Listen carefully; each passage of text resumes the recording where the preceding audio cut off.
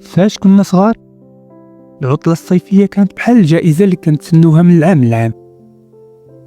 آخر نهار في المدرسة كان بحال شي عرس صغير، كنرجعو للدار فرحانين، كنجمعو الكتب والدفاتر كل حوم في الشرو كنا ناسينو، بحال الا كنقولو ليهم نتلاقاو في شهر 9 الجاي. العطلة كانت بداية ديال أحلى المغامرات. ديك الصباح ديال السفر للبلاد كان عنده واحد الطعم اللي ما يتنساش.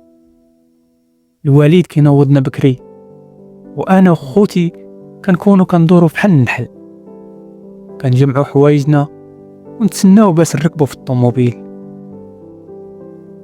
كانت الطوموبيل عامره بالزيت، العسل، الحلوى والهدايا اللي غنديو لجدي وجده.